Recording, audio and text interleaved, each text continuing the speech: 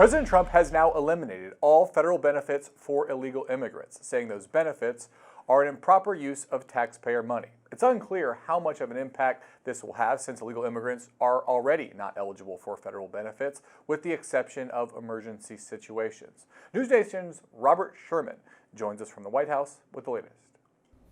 The president's latest executive order is meant to take away incentives for people to come to the United States illegally by barring them from receiving any federal benefits or payouts when it comes to many of these programs that currently exist. The official executive order reads in part, quote, agencies are going to be called upon to identify all federally funded programs administered by the agency that currently permit illegal aliens to obtain any cash or non-cash public benefit and, consistent with applicable law, take all appropriate actions to align such programs with the purpose of this order and the requirements of applicable federal law. Alina Habba saying this to reporters today. You cannot continue to waste American taxpayer dollars on giving it to illegal immigrants, as the president has announced he will no longer do, and taking money from Americans, spending it frivolously, and then not being accountable for where that money has gone. It's not necessarily clear at this juncture which programs will be directly impacted, but the White House anticipates that this will save billions of dollars each year. Drew? NewsNation's Robert Sherman, thank you.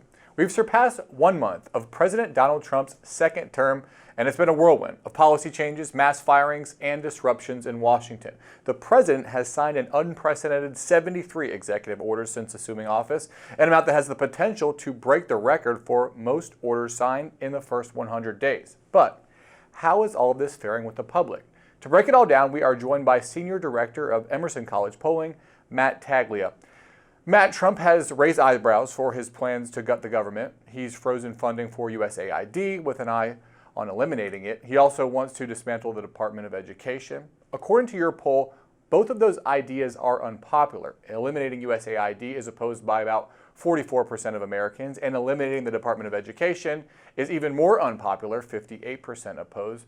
Both of these proposals have been polarizing, with protests popping up across the country, but according to your poll, not everyone has made up their mind. There have been a number of people who say they're unsure. What do we know about these undecideds? That's right, Drew. And as you said, neither of these policies are terribly popular. A majority oppose eliminating the Department of Education. When we look at those folks who aren't sure, about 13% say they aren't sure about eliminating the Department of Education. About 20% aren't sure about USAID.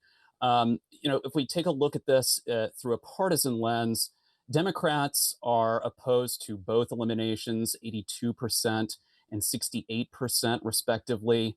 So I think it's unlikely that they're just giving Trump a chance here. These folks who aren't sure, I think that they might just not be fully aware of what the departments do, or at least not have enough familiarity to make up their minds one way or another. But there may be a little bit for Trump to gain there in terms of support for eliminating these departments. When we look at Republicans, there is a bit of defection here. So 34% oppose eliminating the Department of Education, 21% oppose USAID, and then 14 and 17% aren't sure.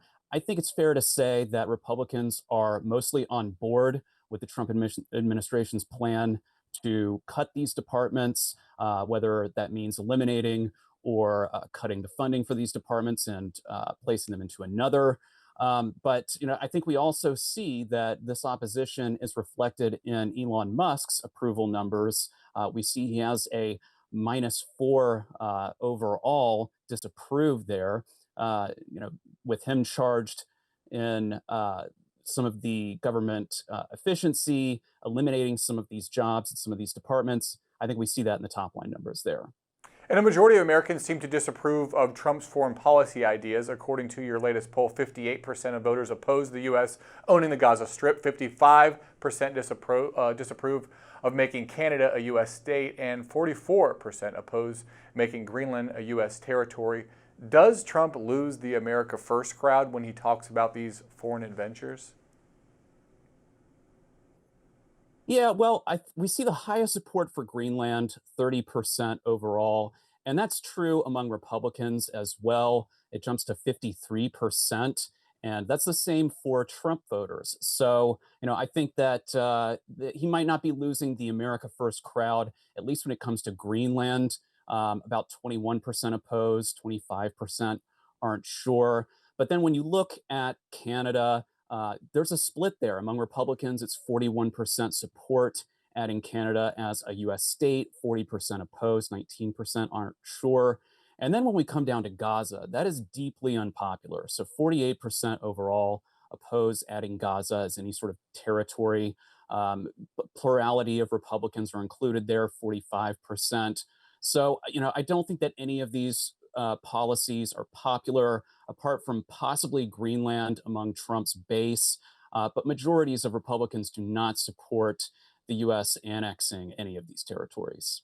And Trump has also begun implementing tariffs. Last week, the president announced reciprocal tariffs on U.S. trading partners. He has also imposed tariffs on steel and aluminum imports. This week, he announced 25% tariffs on autos, pharmaceuticals, and semiconductors. How are Americans responding to Trump's tariff plans? And I think Americans here are split, at least on the effects of tariffs. So 39% say that tariffs help create American jobs. 39% say that tariffs eliminate American jobs, and 22% say they have no impact. We see a perfect split between Trump voters and Harris voters here. When we look at that 2024 ballot test, 66% of Harris voters say that these tariffs eliminate jobs, and 66% of Trump voters say that it helps bring American jobs back to the country. So, I think it's still a little bit too early to tell, but nevertheless, you look at Trump's approval rating and it's dropped by about a net 2 points since last month. That's really not much. And so I don't think that we're really seeing the effect of tariffs on Trump's political capital at this time. In your most recent poll, nearly 50% said egg prices influence their perception of the state of the economy, either a great or fair amount. Egg prices have skyrocketed recently, in large part due to the bird flu.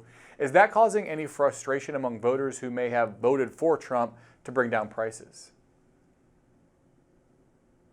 And again, we see a bit of a split here. 48% say that egg prices influence their perception of the economy, either a great or a fair deal. 48% say only a little or not at all. And we see division among those 2024 Trump and Harris voters. Again, 52% of Harris voters say that the egg prices influence their perception of the economy, a great or fair deal. 43% of Trump voters say the same. That also scales with age. So younger voters are more likely to say that the price of eggs is influencing how they view the economy.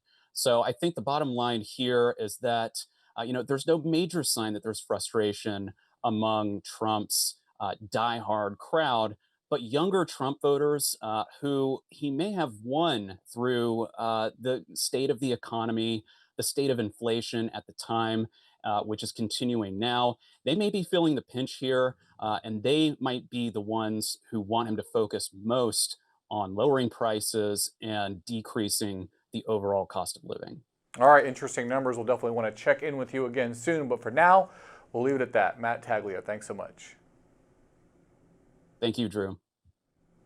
An asteroid dubbed the City Killer is currently hurling toward Earth, and scientists say the likelihood of it colliding with our planet is the highest it's ever been, roughly 3%. So, is it time to start those doomsday preparations? Scientists say probably not. Take a listen.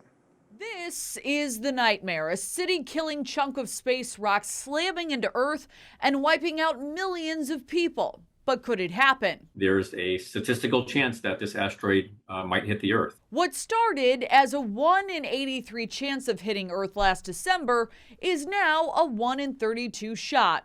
2024 YR4, an asteroid estimated at up to 295 feet across, has quickly climbed NASA's risk chart. And that makes it, according to the space agency, the most concerning asteroid ever tracked. They say it could unleash a blast equivalent to 500 times the force of the atomic bomb dropped on Hiroshima. It's a size comparable to the asteroid that hit in Tunguska in Russia in the early 1900s.